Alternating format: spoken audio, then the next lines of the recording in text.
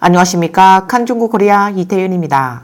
5월 16일 해외 소셜미디어 X 네티즌 남자아이를 위한 작은 성냥팔이가 여러 장의 캡처 사진을 온라인에 게재했습니다.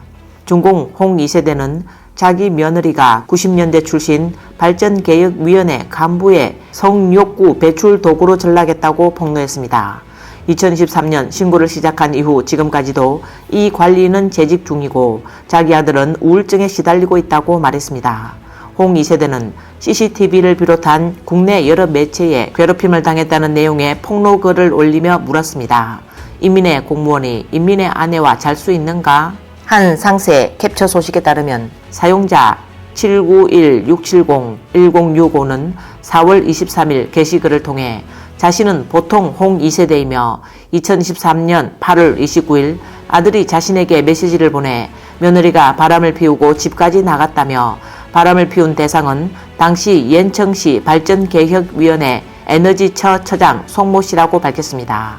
그는 자신이 먼저 기밀을 유지하고 법에 따라 해당 기관에 상황을 알리며 대응했지만 기관의 응답을 받지 못하고 8개월을 기다렸다고 지적했습니다.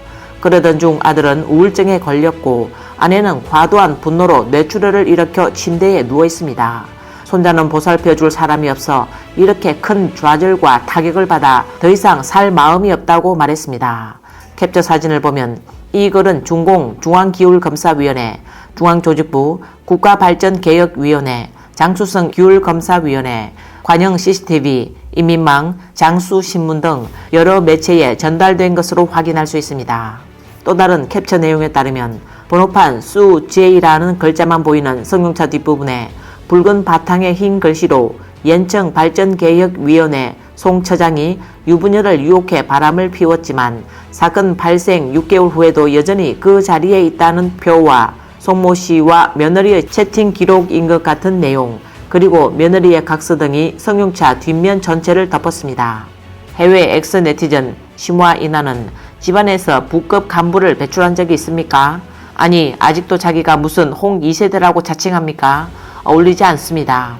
마오쩌둥은 찐강산에서 연안을 거쳐 베이징까지 가는데 잠잔 여자들만 얼마입니까?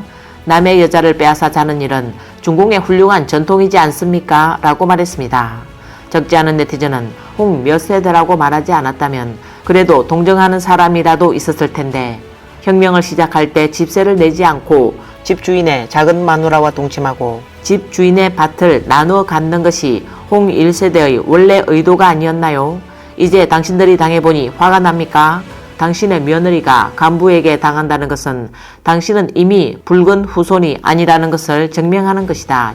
낫과 망치를 든 노예 갱단이 대담하게도 홍 2세대라고 말할 수 있습니까? 라고 비꼬았습니다. 일부 네티즌은 홍 3, 4세대가 이렇게 쓰레기인 줄 처음 알았다. 부자가 3대를 넘기지 못한다더니 그 말이 맞네. 공산체제 내에서 남의 여자를 차지하는 것이 일상화되었다. 당신 당의 간부들은 모두 이 병폐를 가지고 있다. 중공 최고 지도자들이 문란하다는 것은 누구나 알고 있다. 공산당은 재산도 공유하고 아내도 공유한다. 공산당 깡패들이 자기 마음대로 하려고 높은 자리에 오르려 하는 것이 아닌가? 인민의 하인이라고 너무 지나친 생각이다 라고 말했습니다. 2021년 자유아시아방송 류칭 특집 논설위원은 중공의 엄란성은 오늘날 더욱 기괴해졌다며 상상할 수 없는 행동은 마치 샘솟는 물과 같다. 사회가 경악하고 그들의 추악한 모습에 경탄하지 않을 수 없다. 예를 들면 그들은 수백 수천 명의 여성을 간음하겠다고 결심하고 자신의 성적 쾌락을 일기에 자세히 적었다. 간단하게 말해서 평범한 사람들의 상상력은 중공당원의 엄난한 현실에 비하면 아무것도 아니다 라고 말했습니다. 이번 영상 여기까지입니다. 시청해 주셔서 감사합니다.